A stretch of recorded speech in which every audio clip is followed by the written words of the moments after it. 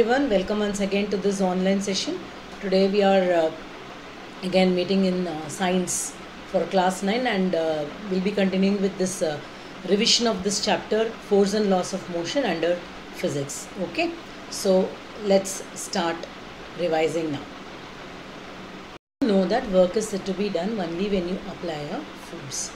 This force is nothing but a push or a pull on an object, and the force basically is of two types, that is applied in order to do some work. The force that you apply to do some work is of two types. One is balanced and unbalanced force.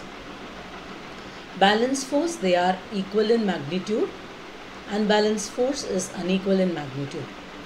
An unbalanced force will only enable the object to move from its position of rest. So if you want to push a table from one end to other end, if two friends are standing on the opposite end of the table, one is pushing the table towards a friend, the other friend is pushing it towards this boy who's on the right side, what happens here? Equal amount of force is applied, which is called as the balanced force. They are equal in magnitude. So this will not cause any displacement of the table. So if you want to displace the table away from its position of rest, you need to apply an unbalanced force. So unbalanced force is required to change the motion of an object, while no unbalanced force is needed to keep an object moving with a constant velocity. So in order to do some work, you need to apply unbalanced force. Based on this, you are going to learn Newton's first law of motion. A body moving with a certain speed along a straight line will continue to move with the same speed along a straight line unless acted upon by an external force. Imagine, whenever an object is moving along a straight line, suppose for a ball, it will continue its movement unless an external force acts on it in order to stop the movement of the ball. So from this we can learn the first law of motion as an object at rest stays at rest and an object in motion stays in motion with the same speed and in the same direction unless acted upon by an unbalanced force. That means what? An object at rest will continue its state of rest. An object in motion will continue its state of motion unless and until you apply an external unbalanced force. This is known as your first law of motion. This says that whenever you need to displace an object from the position of rest, or if you want to stop an object which is already showing some motion, you need to apply force. Without application of force, no work can be done. This first law of motion is also known as law of inertia. Inertia means what? Tendency to resist. When we were doing this lesson, we had seen many examples for inertia. The blades of a fan continue to move even after putting the switch off because of inertia. It will not accept the change. Once the power supply is cut off, the blades have to come to a still position, but the blades continue its movement. This is what is called as your inertia. A passenger getting a backward jerk when the bus starts suddenly, a passenger getting a forward jerk when the bus stops suddenly can also be given as an example for inertia. An athlete, after reaching a final point, cannot stop himself. He will run for few more seconds and then only he'll come to a still position. His body is not willing to accept the change. So this tendency to resist the change happening to an object is what is called as inertia. So Newton's first law states that an object at rest stays at rest and an object in motion stays in motion with the same speed and continues its movement in the same direction unless it is acted upon by an unbalanced force. This first law of motion is what is called as your law of inertia. Suppose in your paper, if you ask a question, state the law of inertia, means what? You have to write the first law of motion. Clear to you? Now, we'll see a few examples for this law of inertia and then we'll proceed to momentum and second law of motion.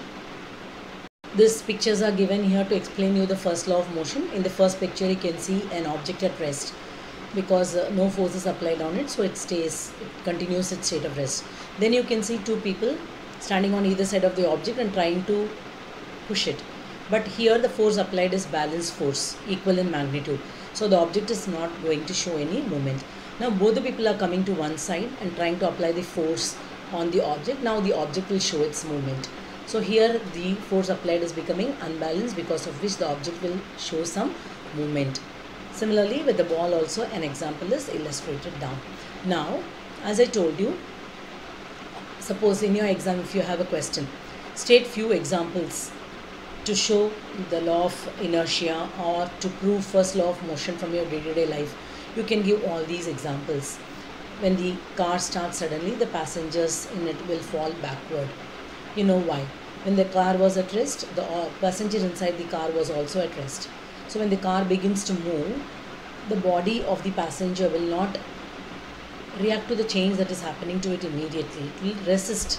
It will object to accept the change, because of which he is experiencing a backward jerk. Similarly, when the bus or a car stops, moving car or a moving bus stops suddenly, you will experience a forward jerk, because when the bus or the car was moving, your body was also moving along the direction of the bus. But when the bus stops, what will happen? Your body still wants to continue its state of motion, because of which it is showing a forward fall. Then the fruits or leaves of a tree falling from its branches when it's shaken, and then dust particles flying away from a carpet. Even after repeated beating of the carpet only, you will find these dust particles flying out from the carpet. At one stroke they may not, because of inertia. Then after adding a spoon of sugar or complan or Bournvita or cocoa powder or anything to a glass of milk, you stir it continuously. Even after you stop stirring it, you can see the cup of milk swirling. This is because of inertia. You have stopped. So the milk should also in a still position, but you can still see the swirling of milk because of inertia. So these are some of the examples from your day-to-day life to explain the law of inertia or your first law of motion. Okay, remember these examples. If you are asked a question, you should be able to answer them. See, these are few more examples which are given in your book, and these examples were explained when it was taught. See the first example, a small cardboard placed above a glass containing water with a coin on it. When you apply a force on the cardboard will fly, but the coin on the cardboard will fall into the glass because of inertia. So these examples you can practice, you can see, you can experience by doing it at home also. Okay. Next, to explain between inertia and mass. See, the inertia which is shown by an object is measured by its mass. So you know what is inertia. The definition is given here. See, the resistance offered by an object to change its state of motion is what is called as inertia. Or when an object is at rest, it will continue its state of rest. Or if an object is moving, it will continue its state of moving. This property of an object is what is called as inertia. So please take down the example. If you are asked to define inertia, you should be able to write it. Okay. Inertia is the tendency of an object to resist the change, whether the object is in a state of motion or at rest. So the mass of an object is a measure of its inertia. Okay. Next, we'll talk about momentum. When we were talking about second law of motion, we had learnt about momentum in detail. Momentum can be defined as the quantity of motion contained in an object. When you kick a ball, the ball begins to roll. The motion that is shown by the ball is what is called as your momentum.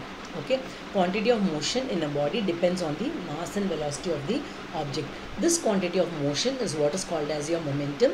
The momentum is represented by the letter P, and the formula for momentum is mass into velocity, and the SI unit of momentum will be mass into velocity. For mass it is kg, and for velocity it is meter per second. So kilogram meter per second is the SI unit for momentum. You remember we had done a mathematical derivation to explain your second law of motion. We will learn what is that second law of motion, and then we will come to that mathematical derivation, which is very, very important. So the link between your force and momentum is what is expressed in your Newton's second law of motion. First you should know the law, and then we will go for mathematical derivation for Newton's second law of motion. See, Newton's second law of motion states that the rate of change of momentum is directly proportional to the applied unbalanced force and takes place in the direction in which the force acts. See, we have revised just now what is momentum, quantity of motion contained in an object. So when you kick a ball, the ball begins to move. The movement shown by the object is what is called as the momentum possessed by the object. So the change in momentum is directly proportional to the applied unbalanced force, and this momentum will take place in the direction in which the force is applied. Okay, now let's go to the mathematical derivation of this Newton's second law of motion. You have to consider an object with mass m, velocity u when the object is at rest, and after the application of force it acquires a velocity which becomes v. Now your second law of motion is talking about momentum, right? So what's the formula for momentum? Mass into velocity. Now rate of change of momentum is directly proportional to the applied unbalanced force. So we need to bring in that change in momentum. So what is change in momentum? Final momentum minus initial momentum. So what will be your initial momentum? Mu, because mass into initial velocity. Final momentum, mass into final velocity, which is v. So now change in momentum will be mv minus mu.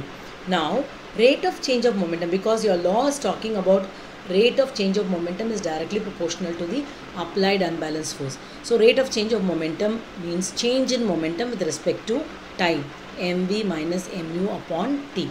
So what does the law tell you? Law tells that rate of change of momentum is directly proportional to applied unbalanced force. So force is proportional to rate of change of momentum, mv minus mu upon t, right? Now when you want to remove the proportionality symbol, you always have to introduce a constant. So the constant that I introduce here will be k. So I'll write the same expression as f is equal to k into mv minus mu upon t. Now this m is common on both sides, so I will write f is equal to k m into v minus u upon t, right?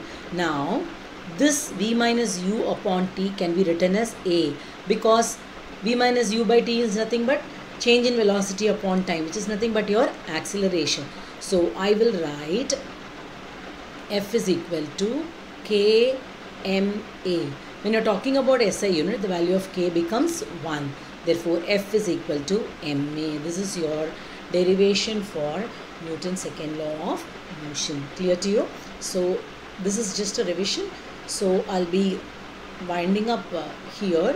In the next session we'll talk about Newton's third law of motion, law of conservation of momentum, and after that I'll bring to your attention few questions which are very, very important from the examination point of view based on this lesson. Okay, so you keep learning. Till then, take care. Goodbye.